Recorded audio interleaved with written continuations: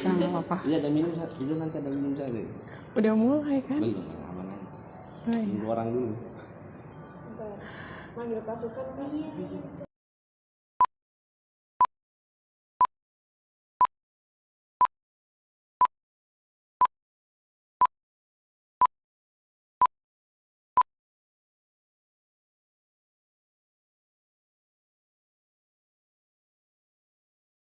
Bismillah, assalamualaikum warahmatullahi wabarakatuh. Sambut salam hangat saya, salam pergerakan, salam perjuangan. Hidup mahasiswa, salam kebermanfaatan untuknya yang hari ini kita perjuangkan. Hidup rakyat Indonesia, salam hangat buat mereka yang hari ini melahirkan peradaban. Salam hangat buat mereka yang kemudian akan melahirkan generasi-generasi pencipta peradaban. Hidup perempuan Indonesia. Baik teman-teman yang dirahmati Allah Subhanahu wa taala, hari ini kita akan berkumpul dengan anak muda yang katanya akan menjadi estafet perjuangan, yang katanya akan menjadi orang-orang yang akan melanjutkan peradaban-peradaban untuk kemudian kemajuan negara dan Islam ini sendiri. Maka teman-teman, saya perkenalkan, saya Arjuna Effendi dari Kementerian Luar Negeri BEM Stiu Darul Hikmah. Insya Allah pada kesempatan kali hari ini akan menjadi moderator pada pertemuan anak muda ya. Jadi kita hari ini bincang anak muda teman-teman.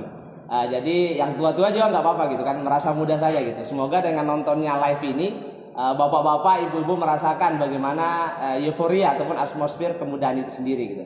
Pada kesempatan kali hari ini kita akan ditemani oleh narasumber yang hebat, luar biasa ya, sahabat saya yang dimana saya banyak belajar dengan beliau. Olehnya hari ini beliau meluangkan waktu di berbagai macam kesibukan beliau, amanah beliau, tapi alhamdulillah gitu, masih diberi kesempatan, tapi ini tidak luput dari kemudian takdir Allah ataupun izin Allah untuk kemudian hadir bersama kita. Dan semoga hari ini sharing-sharing ini bisa menghadirkan keberkahan dan kebermanfaatan khususnya untuk kita anak muda yang katanya sesuai tema adalah sibuk gitu. Apakah kesibukan Anda sudah menjadi kesibukan yang memang hari ini dikatakan sibuk? Tetapi hari ini kita akan kita akan kupas, kita akan bongkar tuntas kepada narasumber kita yang hari ini sibuknya adalah sibuk-sibuk produktif gitu. Jadi kita boleh sapa untuk Kak Nida gitu. Apa kabar Kak? Alhamdulillah. Alhamdulillah sehat ya. Jadi Kak Nida ini dari UNJ ya, Universitas Negeri Jakarta, masih aktif, dan kemudian beliau juga menjalani studi juga di LIPIA Jakarta ya. LIPIA ya, kalau teman-teman mengetahui LIPIA, LIPIA ini agak sedikit tidak ke-Indonesian banget gitu. Artinya ada kerjasama gitu dengan Timur Tengah, khususnya di Arab Saudi sana gitu.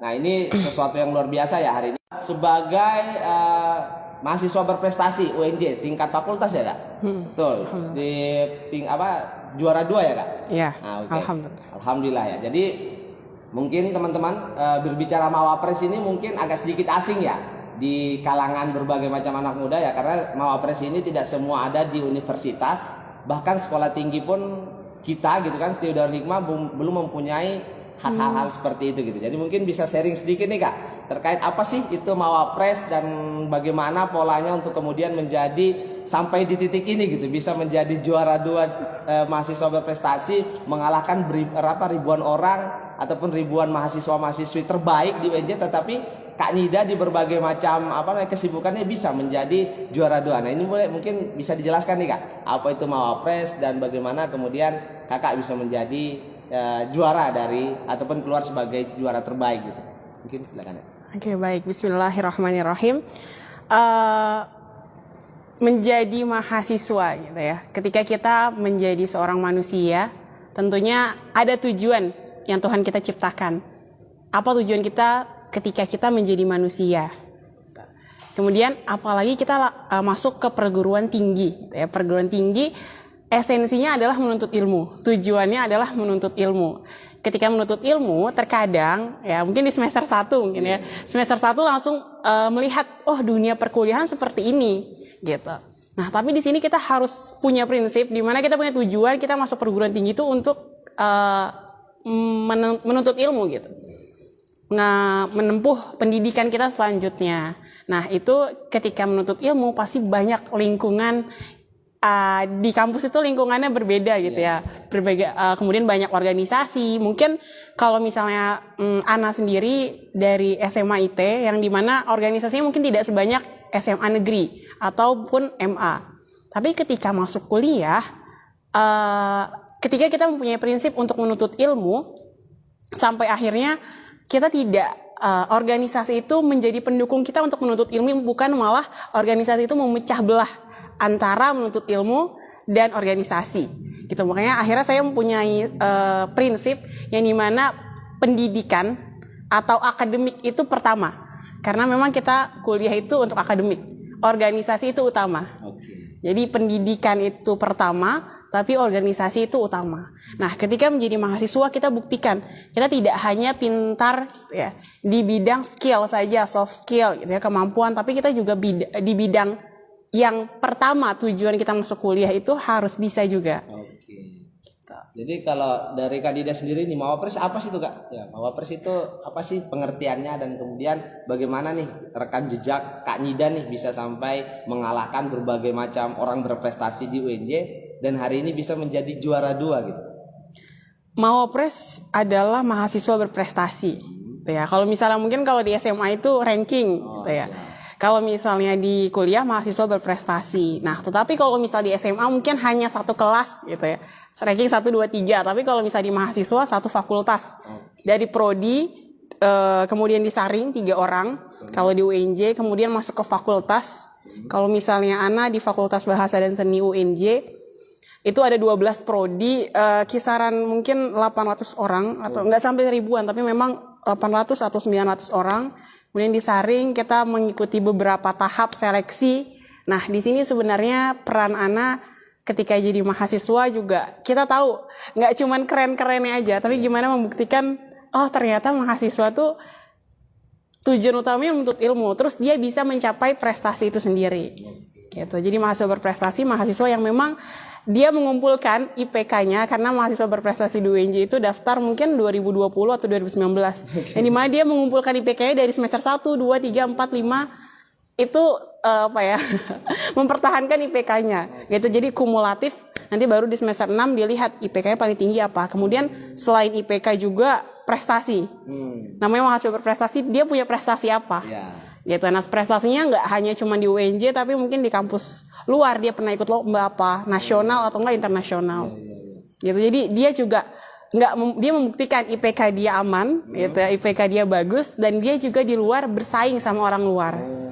Jadi berarti sertifikat dan pun prestasi-prestasi eksternal juga menjadi salah satu faktor ya? Betul, malah itu adalah bank poin. Oh, bank poinnya ya, bahkan bukan internal ya, eksternal ya? Eksternal, karena namanya prestasi 60% itu rincian prestasi atau riwayat prestasi dia apa. Oh, keren gitu. Ya, berarti memang tidak harus monoton kita cari prestasi di kampus tertentu ya, tetapi memang semua lingkup kegiatan kita itu menjadi prestasi. Oh, betul, karena kalau misalnya kita ditinggal di suatu tempat dan kita hanya bersaing dengan tempat itu, jati diri kita atau kemampuan kita belum terlalu bisa diyakinkan kita mampu gitu. Tapi ketika di luar baru di situ terlihat apakah kita mampu atau tidak bersaing dengan orang yang bukan satu bidang dengan kita.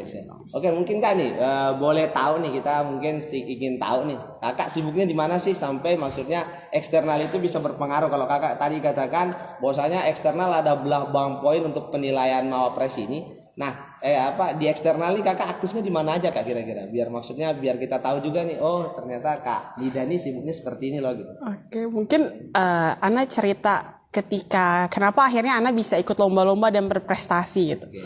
Pertama dari SMA. Dari SMA itu Ana bukan OSIS gitu ya, bukan organisasi, hanya fokus belajar. Karena memang dari orang tua harus selesaikan hafalannya dulu. Jadi nggak boleh organisasi, ya udah nurut aja gitu. Sampai akhirnya kuliah. Nah, ternyata benar. Pertama memang kunci pertama aja nurut orang tua.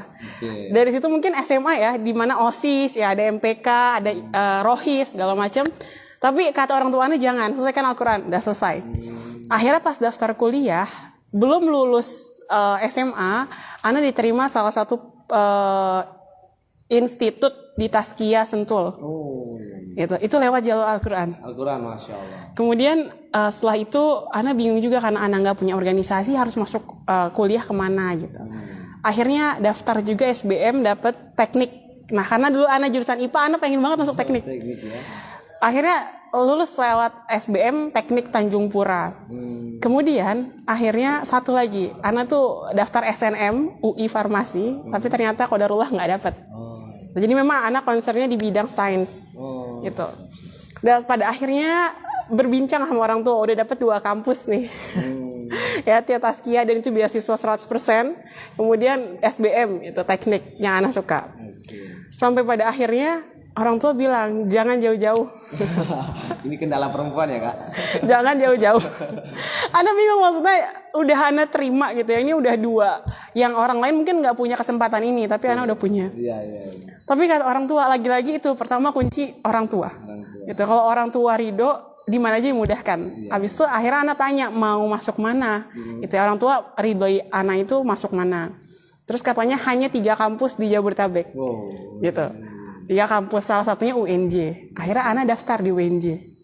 Daftar di UNJ, Ana nggak tahu karena dulu jurusannya IPA harus masuk apa. Tapi yang paling mungkin adalah pendidikan bahasa Arab. Karena di SMA sedikit-sedikit belajar bahasa Arab. Oke, siap. Dan menurut Ana lumayan kalau bisa dipelajari, kayaknya lebih bisa juga gitu. Iya. Tapi bingung masuk UNJ ini bahasa Arab harus sosial, soshum, bukan IPA. Bingung lewat jalur apa, tapi lagi-lagi orang tua udah nyuruh gini, kita harus mikir otak gimana cara nih biar senengin orang tua gitu. Akhirnya lihat jalur di UNJ, ternyata ada jalur prestasi. Nah, terbukalah itu jalur prestasi, baru ingat, oh iya punya hafalan Quran, yang dimana juga dulu diperintahkan orang tua yang penting nurut gitu. Oh ternyata ini hikmahnya. Masuk dari beberapa orang yang daftar prestasi, ternyata yang diterima cuma 8. Satu UNJ. Prestasi Al-Quran hanya cuma 8. Dan Ana termasuk salah satunya. Dan itu sama sekali bukan kemampuan Ana. Karena ketika dites pun gak semua pertanyaan Ana bisa jawab. Kurang lebih 15 pertanyaan. Dan harus melampirkan sertifikat-sertifikat. Dan itu Ana gak bisa jawab semua. Itu 30 juz langsung dites. Dan itu persiapannya cukup dari daftar sampai tes itu cukup singkat gitu. Tapi lagi-lagi Ana yakin kalau misal orang tua udah bilang, udah iya aja. Walaupun kadang-kadang itu Ana harus membelakangi kuliah Ana gitu ya. Mimpi Ana ketika mau jadi di teknik ataupun di Taskia ekonomi. Gitu. Tapi ya udah bismillah aja. Ternyata bener. Dari situ baru ketika Universitas Negeri Jakarta ini meluluskan Ana sebagai mahasiswa yang lulus jalur prestasi, maka Ana punya beban. Karena kamu masuk prestasi, kamu harus berprestasi, membanggakan nama kampus di luar. Dari situlah pacuan Ana dari semester 1 udah diajak dosen, kamu ikut lomba ini. Yang dimana Ana juga dulu nggak sering lomba. Tapi dari situ bismillah aja. Pokoknya kalau misalnya udah ada jalan, kalian nggak boleh, Ana nggak bisa gitu. Yang lain aja deh, nggak. Ketika udah ditunjuk sama siapapun itu atau bahkan teman, orang tua, keluarga, dosen, kalau udah dikasih kesempatan ikut ini, iya aja. Bisa nggak bisa urusan belakangan, yang penting iya aja dulu. Nah dari situ baru nanti mungkin ketemu passionnya. Oh ternyata saya bisa di sini, saya bisa di sini. Gitu. Unik ya. Kak Nida ini unik karena memang mayoritas orang tuh, apalagi kita anak muda ketika ingin memilih sesuatu, kita yang kemudian memberikan opsi kepada orang tua gitu. Tetapi Kak Nida ini unik gitu, orang tua yang memberi opsi dan dia yang harus menjalankan opsi itu gitu kan. Kalau kita mungkin bayangannya adalah Pak, Mak gitu kan, Umi, Abi kita pengen masuk sini, gimana pilihan Umi dan Abi gitu. Tapi Kak Nida ini orang tuanya gitu yang memberi opsi, dan Kak Nida harus menyesuaikan opsi itu. Dan ini salah satu unik ya teman-teman, dan memang sesuatu yang langka yang jarang terjadi di kita khususnya anak muda. Nah kembali ke Mawapres nih Kak. Kan untuk kemudian mengikuti seleksi Mawapres ini kan pasti ada prosesnya ya Kak. Betul. Nah di tengah kemudian kesibukan Kakak di luar gitu kan, bagaimana kemudian ya, kalau saya pernah dengar Kakak juga ngajar gitu kan, ada kesibukan lainnya. Nah di tengah-tengah kesibukan ngajar, kemudian kesibukan pribadi, keluarga mungkin, dan kemudian organisasi eksternal lah bahasanya ya. Nah bagaimana kemudian langkah-langkah Mawapres itu Kak? Maksudnya prosesnya itu apa saja sih yang dilakukan untuk kemudian menjadi calon terpilih untuk kemudian diseleksi menjadi Mawapres itu Kak? Yang pertama, ketika seleksi Mawapres ini sebenarnya sudah berat gitu ya. Ketika Ana udah mungkin tidak banyak yang tahu, Ana kuliah di 2 tempat gitu. Kemudian harus bekerja juga, harus mengajar juga. ketika Ana menjalani mau pres ini gitu, lagi-lagi ini maksudnya dari dosen gitu, kamu coba ini gitu. Kalau dalam pikiran manusia kayaknya nggak mampu gitu. Karena memang waktu Ana masuk UNJ ini Ana bertekad gitu untuk bayar UKT itu sendiri, full. Jadi dari SMA memang walaupun Ana baru kerja hanya 1 waktu SMA, tapi Ana dari situ sudah bertekad ke depannya Ana nggak akan minta sepeser pun dari orang tua. Kalau misalnya bisa sendiri, kenapa enggak gitu. Tetapi itu hanya mulai dari tekad. Tapi itu harus dijalankan teman-teman. Kadang-kadang kita punya tekad nih mau semua beli sendiri gitu. Tapi kadang-kadang bisa nggak ya gitu. Nah sebenarnya ini masalah keimanan. Percaya aja Allah pasti ngasih rezeki selama kita masih dikasih nafas. Allah pasti ngasih rezeki. Nah dari situ pas di UNJ itu anak kalau bekerja itu wajib. Kalau nggak anak nggak kuliah. Gitu. Kemudian kalau misalnya ngajar itu ketika kita menuntut ilmu manfaatnya di mana kalau nggak ngajar? Itu wajib juga. Nah kemudian ketika 2 kuliah ini sebenarnya 1 kuliah ini memang lagi-lagi orang tua. Orang tua meridoi masuk sini, masuk yang Lipia ini. Gitu. Anak sekarang semester 3 dan ya udah nurut aja sama orang tua dulu di sini. Yang UNJ-nya ini komitmen Ana sendiri. Jadi harus menjalankan 4 komitmen ini. Tapi ternyata dosen juga mempunyai harapan di Ana, kamu bisa ikut Mawapres. Karena memang kemarin dilihat dari IPK prodi Ana, ternyata Ana paling tinggi IPK dari semester 1 sampai semester 5. Lagi-lagi itu jadi beban. Sebenarnya dimulai dari ketika kita menuntut ilmu, kalau kita afektif, sifat kita baik, sikap kita baik di kelas, kemudian habis itu kita mendengarkan dosen dan segala macam, itu kunci utama. Jadi sebenarnya seorang pengajar itu, dosen, guru, ketika dia punya murid, nggak melihat dari kepintarannya. Yang pertama lihat dari akhlaknya, adabnya. Jadi mungkin dulu waktu semester 1 sampai 2, 3, Ana merasa Ana harus mau pelajaran susah atau enggak, dengarkan aja dulu. Ya, dari situ baru ternyata dosen itu ya tertarik dengan mungkin ini anak baik gitu. Walaupun dia mungkin kayak nggak pinter-pinter banget ya, tapi dia punya sikap baik jadi bisa diarahkan. Ya, dari situ baru dosen akhirnya percaya dan bismillah lagi-lagi Ana ya coba aja. Tadi ya, kunci yang pertama kalau ada peluang, bisa nggak bisa coba aja dulu. Diskusi dulu ya. Iya. Oke, siap. Udah. Runtutannya gimana tuh Kak? Ketika sudah diberi amanah oleh dosen, nih Nida ikut Mawapres nih. Apa yang kemudian terbayang dan kemudian dipersiapkan gitu? Yang terbayang pertama nggak mampu. Kalau misalnya dari 24 jam harus menjalani 5 ya sama, berarti mengajar, bekerja, kuliah di 1, 2 dan Mawapres. Kalau misalnya dilihat belum sama nanti ada acara keluarga, acara teman-teman itu kan juga harus ya. Harus menjadi prioritas lah. Nggak sanggup, tapi lagi-lagi kalau ada kesempatan dah doa aja sama Allah. Kalau memang ini jalan terbaik, bismillah. Ya, tapi memang ada yang harus kita korbankan. Yang Ana korbankan adalah waktu istirahat, waktu leha-leha, gitu. Waktu bersosial media. Ya. Seperti itu. Sampai akhirnya kemarin waktu ngumpulin berkas Mawapres juga Ana lagi keluar kota. Semua udah pada tidur jam 11 sampai di hotel gitu ya.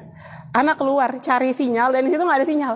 Ana keluar ngumpulin berkas-berkas itu lagi-lagi itu memang perjuangan dari diri kita sendiri. Nggak ada yang bisa bantu sampai akhirnya mungkin teman-teman, dosen, orang tua semua itu support sampai mungkin kita bisa bilang 3 tingkatan. Tingkatan pertama mungkin mereka semua bantu sampai teman-teman kita. Tingkatan kedua udah semakin dikit yang bantu.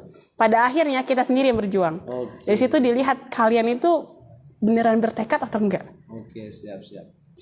Kalau mendengar nih ya Kak, dengar dari teman-teman nih untuk kemudian lolos jadi yang akan terseleksi jadi Mawapres ini kan rumit ya Kak, langkahnya tuh rumit, harus pemberkasan ini, harus mengikuti ini, harus ini gitu. Apa tuh Kak kira-kira, mungkin bisa ada bocoran sedikit nih untuk teman-teman yang mungkin hari ini tidak yang tidak pernah, mungkin belum sempat untuk mengikuti Mawapres. Apa aja sih runtutan yang harus dipersiapkan gitu untuk mengikuti Mawapres? Kayak contoh mungkin ada seleksinya. Nah, seleksi apa tuh Kak kira-kira? Oke, kalau misalnya kemarin tuh seleksinya pertama di prodi, dipilih 3 terbaik gitu lah. Itu gimana Kak? Seleksinya tuh gimana? Seleksinya dilihat dari nilai, dari IPK yang tadi Ana bilang. Kemudian lanjut kemarin Ana seleksi di UNIF dulu. Jadi semua orang yang mau daftar mahasiswa berprestasi itu boleh dibuka. Tahap 2 di UNIF. Jadi yang di prodi ini udah dimajukan, tapi orang lain pun yang misalnya nama 3 nama ini nggak ada nama beliau, tapi mau ikut gitu di tahap 2 ini bisa daftar. Jadi terbuka untuk semua mahasiswa UNJ. Dan di situ ada tes ya, seperti biasa tesnya tes IPK, terus habis itu impromptu speech. Gimana kalian berbicara dengan bahasa Inggris, yang dimana Ana juga kurang, tapi itu karena berkas, ya bismillah aja. Itu lagi-lagi. Kalau kita punya tujuan akhir, karena tujuan akhir Ana, ketika nanti Ana terpilih, kebermanfaatan Ana lebih luas. Orang dengar nama Ana, oh ini Nida nih. Ketika dengar nama kita, oh ini bener nih, dia seperti ini gitu. Terus abis itu apalagi prestasi. Terus TOEFL. Ada TOEFL-nya juga ya berarti. Iya. Terus habis itu karya tulis ilmiah. Kita harus bikin karya. Karya tulis ya. Nah, jadi emang belajar dari berbagai bidang gitu. Tapi lagi-lagi kita tujuan akhirnya kita bisa dakwah lebih luas. Kita bisa mengajak kebaikan orang lebih luas. Bismillah aja. Gitu. Berarti memang tujuan Kak Nida untuk Mawapres ini ya ibarat bukan untuk eksistensi, bukan kemudian untuk meninggikan individualis ya, personalnya gitu kan. Tetapi memang kalau kita tadi simpulkan gitu kan, kemudian kenapa Kak Nida ingin meluangkan ataupun bahkan mengorbankan waktu istirahatnya ya, yang dimana hari ini anak muda lebih banyak untuk kemudian memikirkan waktu istirahatnya gitu. Tapi ternyata untuk Kak Nida ini ya karena mempunyai tujuan gitu kan, yang beliau katakan adalah kenapa ingin menjadi seorang mahasiswa yang berprestasi, bukan karena ujub-ujub ingin kemudian menjadi orang yang dilihat gitu, tetapi ingin lebih menebar manfaat lebih luas. Karena memang hari ini ya khususnya di negara kita ya pembuktiannya adalah ya kamu punya apa gitu untuk kemudian dihormati gitu kan. Nah ini kita tidak bisa jauhi juga, ini adalah bukti konkret ya kan, realita yang hari ini terjadi di Indonesia ya. Kita mau diakui, kita mau diikuti ketika kita mempunyai prestasi, punya nama gitu. Ya, gitu. Punya nama gitu. Karena ya bahkan hari ini banyak orang yang ketika ingin menyampaikan kebaikan, tetapi kalau tidak punya background yang lebih baik gitu kan, ataupun track record yang mungkin berprestasi, ya mungkin orang masih takut gitu kan. Nah ini mungkin salah satu Kak Nida ingin berpartisipasi di dalamnya ya, salah satunya itu. Nah Kak, kita tadi udah berbicara tentang banyak Mawapres gitu kan, kemudian di UNJ. Nah Kakak kan kuliah di 2 tempat nih, di Lipia nih. Nah mungkin bisa sedikit dikulik nih Kak, mungkin ada sedikit cerita gitu kan, mungkin yang unik ataupun mungkin yang bahkan kalau saya berpikir, saya pribadi ya menanggapi tadi kuliah di 2 tempat, Mawapres, ngajar dan kesibukan lainnya, mungkin berpikir ya aduh nangis aja gitu kan, nggak sanggup gitu. Tapi Kak Nida mampu nih, bagaimana Kak gitu menyeimbangkan kesibukan, maksudnya Lipia ini kan artinya bukan orang Indonesia ya Kak, artinya dosennya juga pasti dari Timur Tengah ya kan. Bagaimana nih Kak cara mungkin kalau Kak Nida ke UNJ kan bahasanya ya bahasa Indonesia gitu kan, pakai ana, lu gua gitu kan. Tapi ketika masuk ke Lipia pasti otomatis bahasa Arab dong ya kan. Yang dimana dosennya juga ngajar Arab. Bagaimana nih Kak cara kemudian korelasi atau sinergi gitu, bisa mengadaptasikan diri gitu kan. Artinya Indonesia Arab gitu. Artinya kalau Kak Nida udah bisa kita bisa tahu gitu kan, artinya oh ternyata gampang gitu. Ya mungkin, tapi Ana di UNJ kan pendidikan bahasa Arab, di Lipia juga S1 Lughah Arabiyah. Jadi sebenarnya ada persamaan di antara keduanya gitu. Cuman memang bahasa pengantarnya aja, kalau di UNJ campur Indonesia, tapi kalau di Lipia full Arab gitu. Tapi memang ini tugas kita lagi-lagi sebagai penuntut ilmu, gitu ya. Ketika Ana, memang di Lipia ini sebelum kita belajar, gitu ya, kita harus belajar dulu malamnya apa yang mau dipelajari besok. Nah ini memang di sini Ana diajarkan benar-benar penuntut ilmu tuh ternyata seperti ini. Dahulu ulama-ulama menghasilkan karya-karya besar, ternyata seperti ini perjuangannya. Ana baru sangat-sangat butiran gitu ya. Jadi ketika di Lipia ini sebelum belajar, karena dosennya non Indonesia, kita harus menyiapkan dulu apa yang besok mau dipelajari. Itu Ana sempatkan, berarti di sela-sela ketika mungkin Ana ngajar nih, misalnya jeda 30 menit, baca dulu ya. Ya pokoknya sebelum hari itu, misalnya hari Selasa besok mau kuliah, berarti hari Senin malam atau Senin sore, atau ya waktu kosong lah, harus baca dulu bukunya. Karena kalau enggak paham. Karena dosen nanti ngomongnya cepet gitu. Terus habis itu baru kuliah. Setelah kuliah itu kita dengarkan lagi apa yang dosennya ucapkan. Iya betul. Kemudian kita bikin ringkasan. Nah itu di sela-sela waktu. Jadi sela-sela waktu, jadi 24 jam itu sebenarnya kita bisa manfaatkan dengan baik. Karena kan waktu itu cuma 2. Kalau nggak kebaikan, keburukan. Keburukan, betul. Iya. Iya. Wah, luar biasa ya teman-teman. Berarti memang artinya pun kalau misalnya kita berbicara orang Indonesia yang sudah belajar bahasa Arab, tetap ya retorika penyampaiannya berbeda ya kan dengan orang Timur Tengah yang memang asli dari sana gitu kan. Betul. Contohnya kayak tadi dosennya ngomong cara dengan cepat gitu kan. Ya kita berbicara Inggris lah. Inggris biasa kalau orang Indonesia yang berbicara bahasa Inggris kita masih bisa paham gitu. Tapi kalau orang Inggris tulen yang ngomong, waduh, apa nih yang dia ngomong karena kecepatan ya. Tapi hari ini Kanida menjawab tantangan itu gitu. Artinya Kanida bisa menjawab artinya ya sesuatu yang mungkin menurut kita logika wow susah, tetapi menurut Kanida mudah. Nah, ini Kanida boleh tahu nggak sih kesibukan Kanida nih eksternal di luar tuh apa aja yang Kanida ikutin gitu kan, kesibukan dalam hal organisasi ataupun lembaga-lembaga sosial lainnya seperti itu, apa aja tuh kira-kira? Mungkin kalau misalnya di luar Ana lebih sibuk ke ada kegiatan sosial, Sosial. gitu, salah satu kegiatan sosial, kemudian mengabdi pada masyarakat, terutama yang Ana punya karena bidangnya di Al-Quran, jadi berarti ke masyarakat Ana bisa memberikan pengajaran Al-Quran. Itu kemudian organisasi ada di dalam kampus. Nah, yang di luar tadi kegiatan sosial. Oke, siap. Berarti kalau boleh dibuka sedikit nih Kak, ngajar berapa orang nih ataupun berapa kelompok nih kira-kira? Biar maksudnya teman-teman tidak hanya mengetahui dari sisi global aja nih kesibukan Kanida, tapi mereka benar-benar teman-teman kita pun saya pribadi bisa mengambil ibroh gitu bahwasanya oh ternyata sibuk itu tidak harus kemudian menjadi kendala untuk kita aktif gitu kan, tetapi sibuk inilah yang kemudian bisa kemudian menjadi acuan kita untuk lebih semangat lagi. Kira-kira apa nih Kak yang ngajar di beberapa tempat atau berapa orang gitu, mungkin bisa dibuka gitu? Kalau Ana ngajar di 6 tempat. Oh, 6 tempat. Dan 2 diantaranya itu internasional. Ada orang Jerman dan orang Taiwan. Gitu. Quran juga ya Kak? Quran. Semuanya itu untuk mengajar Quran. Tapi kalau untuk masyarakatnya tadi itu eventual. Mungkin 1 bulan sekali, 2 bulan sekali gitu. Kita terjun langsung ke masyarakat. Siap. Berarti luar biasa ya, ini skala internasional ngajar ya teman-teman. Jadi kalau teman-teman hari ini kita nih ya, apalagi saya pribadi ya kan yang mengatakan hari ini udah bolak-balik sana itu ya, tapi masih skala Indonesia gitu, nasional. Ternyata yang hari ini saya pikirkan, wow, saya sibuk gitu. Ternyata Kak Nida lebih luar biasa ya, bahkan orang luar pun diajar gitu kan untuk hal ini. Nah, Kak Nida mungkin bisa diceritakan nih Kak, dari 1 pekan gitu kan, roda perputaran hidup Kak Nida itu gimana? Mungkin kalau saya pribadi kan bangun sholat gitu kan, mandi gitu kan, kuliah sore ya kan. Artinya ada kesibukan ada waktu luang. Nah, kita boleh kupas sedikit nih kesibukan Kanida selama 1 pekan dari bangun tidur sampai tidur lagi ngapain aja sih kira-kira gitu? Oke, bangun tidur pasti harus sebelum subuh karena Ana ngajar dari jam 5 pagi subuh. Jadi mungkin itu ya, itu waktu malam itu waktu kita sama Rob. Kita kadang-kadang suka inget kita ngapain aja ya hari ini gitu, hari kemarin kita ngapain aja. Kita curhat hari ini kita kayak gini Allah tolong bantu. Itu pertama. Jadi kekuatan pertama itu dari Allah semuanya, dari Tuhan kita. Kemudian baru menjalani hari gitu ya, salat subuh segala macam, siap-siap jam 5 ngajar gitu sampai setengah 7. Setengah 7 pulang karena offline, kuliah jam 7. Jam 7 sampai dengan setengah 5 kuliah di 2 tempat itu. Jadi tapi memang itu udah dua-duanya ya dari jam. Betul. Kalau misalnya pagi berarti untuk yang di Lipia, kalau misalnya siang sampai sore untuk yang di UNJ. Kemudian setelah itu baru berarti Ana bersih-bersih atau misalnya mengerjakan tugas atau sama keluarga. Dari maghrib itu ngajar lagi mulai.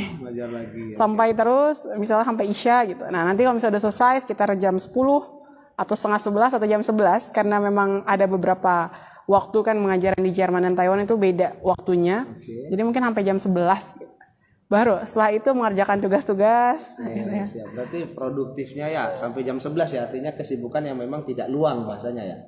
Dari pagi sampai dari subuh nih bangun tidur ngajar ya kan, setelah itu dari paginya matahari terbit sampai sore kuliah di 2 tempat. Terus setelah itu ngajar lagi bahkan sampai jam 11 ya, luar biasa. Setelah itu yang mengerjakan rentetan tugas gitu.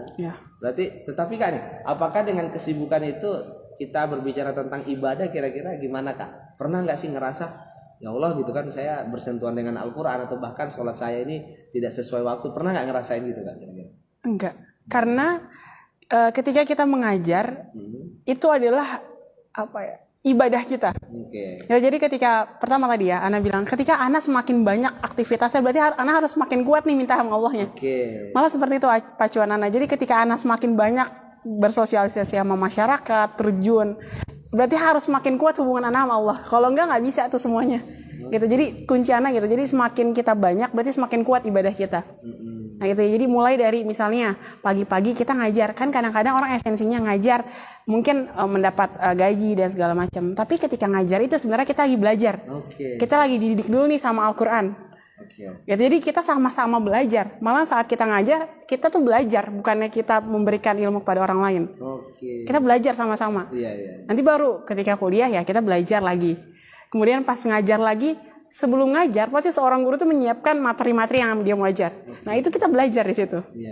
Jadi ibadahnya. Terus kadang-kadang kan kalau guru menyampaikan kita harus sholat duha, kita harus ini, lakukan ya. Jadi sebenarnya ketika kita ngajar, kita lagi didik diri kita, bener nggak sih apa yang kita omongin itu kita lakuin. Siap. Gitu. Jadi malahan ketika semakin banyak ngajar, semakin kuat kita iman sama Allahnya, semakin banyak ibadahnya. Nah Kak, ini kan hari ini ada statement yang mengatakan kita pandang kepada agama kita ya. Hari ini kan kita Islam ya, khususnya hari ini. Nah, ada kemudian statement yang mengatakan bahwasanya hari ini gitu kan banyak umat yang terlalaikan akan amal yaumi gitu kan, seperti sholat duha, tahajud, ya kan, tilawah Al-Qur'annya, sedekah dan yang lainnya. Nah, bukannya kita ingin ria di sini gitu, tapi maksudnya ingin sedikit mengupas karena tadi Kak Nida ini banyak menyinggung perihal bagaimana kesibukan Kak Nida hari ini yang kemudian sesuai dengan rencana itu terbantukan oleh Allah Subhanahu wa taala. Nah, mungkin ini bisa menjadi bro kami gitu kan hari ini teman-teman anak muda khususnya bagaimana kemudian menjaga lagi kedekatan dengan Allah agar kemudian hal-hal yang ingin kita capai gitu, hal-hal yang ingin kita tuju, yang ingin kita wujudkan dalam sesuatu yang hebat. Nah, ini kedekatan kita sama Allah ini harus terjaga juga gitu. Artinya relasi connecting dengan Allah dan kemudian sosial kita bermuamalah. Nah, ini harus seimbang gitu. Nah, kira-kira nih Kak, maksudnya menjadi sesuatu yang istiqomah, ibadah yang paling istiqomah Kak Nida jalanin hari ini tuh apa Kak? Dalam hal amal yaumi tadi. Istiqomah. Yang masih sholat sunnah rawatib. Rawatib ya, itu sangat istiqomah ya. Sholat sunnah rawatib dan tahajud.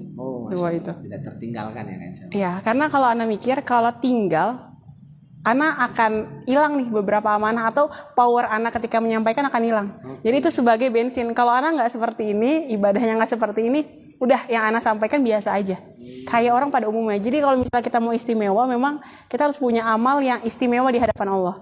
Itu jadi nanti Allah akan mengangkat derajat kita sendiri. Itu otomatis. Iya. Tahajud ini salah satu hal yang memang berat ya Kak di kalangan mayoritas manusia khususnya gitu kan. Betul. Iya.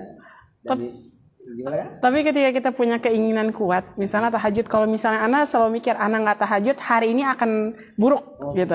Siap. Hari itu akan buruk. Walaupun belum dilalui, tapi kayak seperti itu mindset ya. Kalau nggak tahajud akan buruk. Ya mau nggak mau harus tahajud. Siap. Gitu. Jadi memang ternyata untuk mendorong kita untuk melaksanakan kedekatan kita sama Allah, ternyata memang harus ada pacuan-pacuan lainnya ya Kak. Artinya ya salah satu mindsetnya tadi gitu, bahwasanya ketika hari ini saya lewatkan tahajud, maka insya Allah bahkan bisa jadi hari-hari saya akan ada yang menjanggal gitu kan, atau bahkan akan menjadi kendala gitu ya. Betul.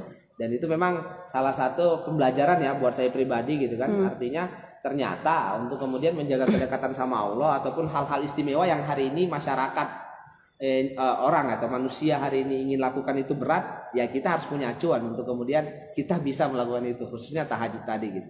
Wow, ini ternyata luar biasa ya teman-teman, dibalik kemudian suksesnya Kak Nida hari ini ternyata memang ada amal yang kemudian menjadi istimewa baginya gitu, khususnya tahajud yang dimana memang kalangan manusia hari ini berat untuk melaksanakan itu gitu. Nah Kak, kalau kita udah berbicara tentang tadi mawapres gitu kan, kita sudah singgung 2 kuliah gitu kan, kita kemudian sudah singgung bagaimana keseharian Kak Nida yang kemudian bergulir gitu kan. Nah kira-kira nih Kak, dalam hal proses kesana kan otomatis tidak ujub-ujub Kak Nida nih bisa kemudian lancar dalam hal pengajaran, lancar dalam hal perkuliahan, lancar dalam hal kemudian hari ini menjadi mahasiswa prestasi itu. Kira-kira ada nggak Kak kendala-kendala yang kemudian menjadi yang biasa hadir gitu loh? Ini kendala ini kok hadir terus, dan mungkin Kak Nida mempunyai perwujudan ataupun niat untuk kemudian mengubah kendala itu sampai hari ini mungkin nggak? Ada nggak kira-kira? Kendala mungkin bertabrakan ya. Bertabrakan waktu ya. Waktu, apalagi sekarang online gitu ya, bertabrakan semua waktu. Tapi lagi-lagi lihat prioritas. Gitu ya. Ketika memang di situ ketika kita hilang banyak yang terabaikan gitu atau tidak jalan. Berarti kita ambil itu.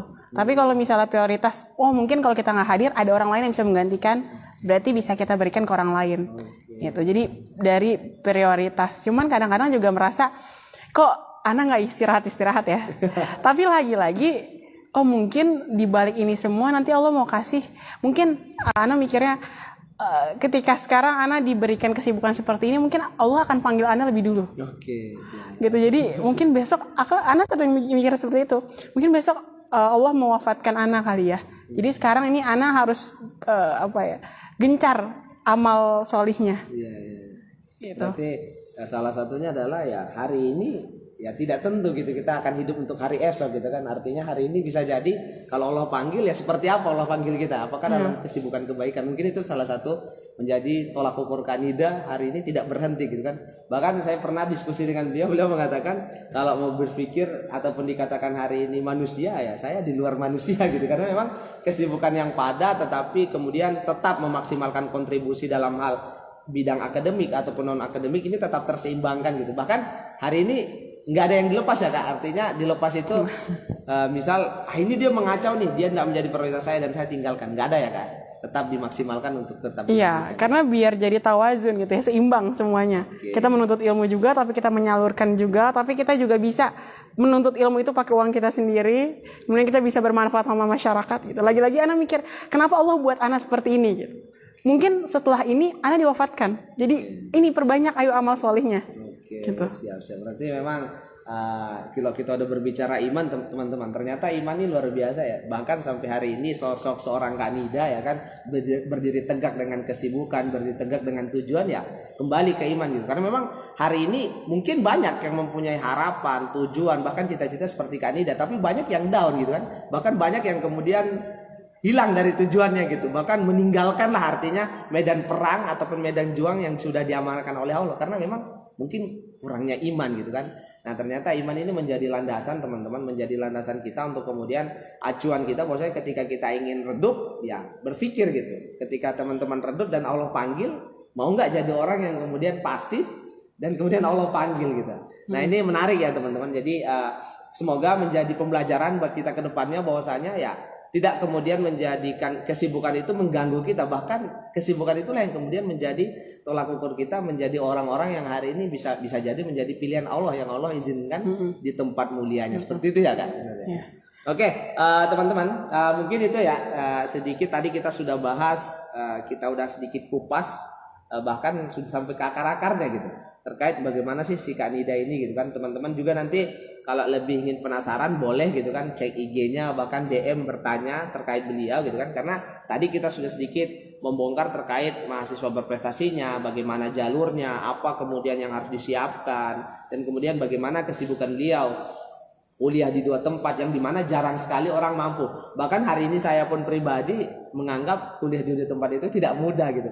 Karena kadang terbontrok ya antara tugas satu dan tugas lain, belum lagi eksternal gitu kan. Tugas eksternal, belum lagi kesibukan pribadi, belum lagi tuntutan ekonomi ya kan. Bahkan ya saya pribadi juga hari ini ya merasakan itu gitu. Ternyata saya sudah menyerah untuk itu gitu. Karena saya sudah ada hal-hal yang saya tinggalkan Kak gitu. Jadi dalam kesibukan saya ada hal-hal yang saya korbankan, bahkan korbankannya tidak kayak yang Kanida tadi. Kalau Kanida kan korbankan tetapi tidak meninggalkan gitu, tapi tetap dimaksimalkan. Kalau saya malah melepas Kak, karena tidak sanggup gitu. Ternyata memang saya melepas itu gitu. Nah ternyata teman-teman untuk istiqomah ternyata berat ya, apalagi terkait amanah ini. Nah Kanida mungkin terakhir nih melihat situasi negara gitu, negara bahkan agama ataupun kita bicara tentang akhirat nih Kak. Kira-kira Kak menjadi tolak ukur tujuan Kak Nida ini cita-citanya seperti apa sih untuk kemudian diri pribadi, keluarga, masyarakat, bangsa dan negara, dan khususnya agama ini Kak. Apa tujuan Kak Nida yang sampai hari ini tertanam menjadi prinsip Kak Nida hari ini berdiri tegak menghantam berbagai macam hambatan-hambatan ataupun gelombang-gelombang kebencian di luar sana Kak. Mungkin tujuan cita-cita. Ya. Berawal dari orang tua, ya itu lagi-lagi lingkungan kita memang mempengaruhi. Salah satunya orang tua. Dulu orang tua, anak kagum gitu ya sama orang tua. Pasti kan kita pertama kagum sama orang tua gitu. Betul. Kita akhirnya juga bisa lahir dari mereka. Anak kagum sama Bunda Ana terutama. Akhirnya anak tanya, apa sih doa yang selalu Bunda panjatkan? Gitu. Dulu waktu SMP anak tanya. Kata Bunda Ana menjadi pilar-pilar agama Allah. Oke, Insya Allah. Dari situ akhirnya anak ikut, karena anak SMP ya punya teladan itu pasti ya orang tua, keluarga gitu ya. Akhirnya dari situ anak doa aja. Pertama nggak tahu ya, tapi itu kayaknya apa ya, doanya bagus gitu. Terus habis itu ya itu yang keluar dari mulut Bunda Ana. Akhirnya dari SMP sampai sekarang anak doa soal itu. Ya Allah, jadikanlah Ana Nida jadi pilar-pilar agamamu. Tempatkanlah Ana dimanapun, tapi jadi pilar-pilar agamamu. Dari situ akhirnya itu jadi doa Ana terus. Mungkin dari situ Allah kabulkan satu persatu. Ana disebut tadi ya, misalnya Ana akan diterjunkan ke sini, ke sini, ke sini, ke sini. Itu mungkin salah satu cara untuk mengabulkan doa Ana. Jadi pilar-pilar agamamu. Dan ketika susah, Bunda Ana cuma ngomong satu. Ingat Kak, surat Muhammad ayat 7. Apa tuh? Surat Muhammad ayat 7. A'udzubillahi minasyaitonirrajim. Ya ayyuhalladzina amanu in tansurullaha yansurkum wa yutsabbit aqdamakum. Wahai orang-orang beriman, in tansurullah, ketika kamu menolong agama Allah, yansurkum wa yutsabbit aqdamakum, janji Allah akan menolong kamu di segala kondisi, bagaimanapun, sesusah apapun. Sampai tadi Ana bilang, ketika kita sampai tingkatan ketiga, hanya kita sendiri, bahkan orang tua, bahkan teman-teman terdekat tidak ada, Allah yang akan tolong. Kemudian wa yutsabbit aqdamakum, kalian nggak usah minta kedudukan, nggak usah minta posisi, Allah yang akan meneguhkan posisi kalian di depan manusia yang lain. Luar biasa. Berarti Jadi surat itu. Muhammad Ayat 7. ya. Itu surat kesukaan Ana sampai sekarang. Sampai hari ini, dan menjadi tolak ukur bagaimana Kak Nida ini bergerak ya. Artinya Betul. menjadi tujuan poros utama Kak Nida untuk menuju kepada apa yang dikatakan oleh surat Muhammad itu ya. Betul. Oke Kak, ini terakhir banget nih. Sebelum kemudian kita closing statement, pernah nggak sih Kak Nida tuh hadir gitu, keegoisan dalam diri sendiri gitu? Bahkan kalau tadi kan Kak Nida banyak membahas terkait bagaimana tujuan Kak Nida, kesinambungan hidup Kak Nida untuk siapa, dan kemudian diarahkan kemana, kan udah jelas ya, kita udah berbicara tentang Allah dan yang lainnya. Nah, tetapi yang Anda ingin tanyakan, pernah nggak keegoisan ataupun sifat manusia Kak Nida ini tumbuh gitu? Dalam hal contoh mau pres lah contoh. Ketika ingin terpilih menjadi nomor 2 ini kan pasti wow gitu kan, artinya terpilih nih luar biasa gitu, mengalahkan berbagai macam saingan orang-orang luar biasa, tapi hari ini saya bisa berdiri. Pernah nggak sih sifat manusia Kak Nida itu tumbuh dalam hal contoh egois gitu kan, ataupun artinya sombong, ria dan yang lainnya? Pernah nggak kira-kira sifat seperti itu muncul? Pasti ketika kita mengikuti kompetisi, kita pasti terbesit gitu ya. Menang, juara. Pasti seperti itu ya. Ketika orang ikut kompetisi pasti tujuannya itu. Ya kan? Karena kita ikut kompetisi. Gitu ya. Tapi pas dijalani gitu, apalagi pas saat grand final, Ana hanya berdoa sama Allah, karena di situ saat itu mahasiswanya beragam gitu.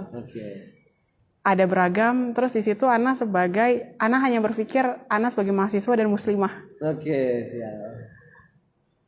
Ana cuma berharap Ana nggak malu-maluin diri Ana sebagai muslimah di hadapan orang-orang yang belum Ana kenal, tapi Ana mau menampilkan yang terbaik. Ini ketika background Ana Al-Quran, mungkin ini orang belum pernah banyak penelitian gitu kan. Ini karena kita bahas ilmiah, belum pernah banyak bikin karya tulis, karya segala macam. Bisa nggak sih ini orang? Masih meragukan kan pasti orang-orang. Tapi Ana berdoa sama Allah, ya Allah, jangan malukan Ana sebagai muslimah. Masya Allah, jangan malukan Ana sebagai muslimah. Kemudian Ana diajarkan sama guru Ana, Ustadz Budi Ashari. Wow. Ketika kamu menghadapi kesulitan atau misalnya kamu mau berbicara, coba baca la ilaha illallahul azimul alim, la ilaha illallah rabbul arsyil azim, la ilaha illallah rabbus samawati wal ard wa rabbul arsyil karim. Itu doa ketika Ana maju. Ya, mungkin yang lainnya bikin skrip gitu ya. Ana juga bikin skrip, tapi masih, kalau namanya orang maju pasti deg-degan. Iya, betul. Ya. Dan bismillah aja. Baca itu, kemudian baca Rabbi shrah li sadri, karena diajarin kakak tingkat Ana. Nabi Musa aja baca itu sama Firaun kalah. Ini anak sama juri aja. Dan jurinya juga bukan orang kafir, bukan orang yang seperti Firaun gitu ya. Baca aja doa. Itu lagi-lagi keyakinan kita sama Tuhan. Ketika memang udah hari H, bukan lagi kita udah nggak mikir lagi kemampuan kita, udah nggak mikir lagi kita udah nyiapin apa, tapi mikir lagi gimana caranya Allah nolong kita. Hanya cuma pertolongan Allah yang kita bisa. Langit ya. Karena lagi-lagi itu udah kita sampai tahap terakhir, tahap pertama. Hanya kita sendiri yang berdiri. Dia yang hanya menolong hanya Allah. Masya Allah. Nah dari situ Bismillah, baca doa, Bismillah, ambil mic. Tiba-tiba ternyata pas sampai 7 menit, itu Ana presentasi 7 menit. Ana nggak ingat sama sekali apa yang Ana bicarakan. Maksudnya itu tiba-tiba terlintas aja semuanya lancar. Dari awal sampai akhir itu Allah yang bimbing semua. Kalau Ana bilang, karena sebelum-sebelumnya kita kan latihan ya, presentasi.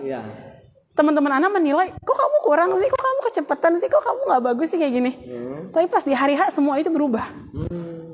Jadi di situ powernya bukan di kemampuan Ana, tapi bisa jadi dari Allah itu sendiri dan dari doa teman-teman yang lain sekeliling Ana.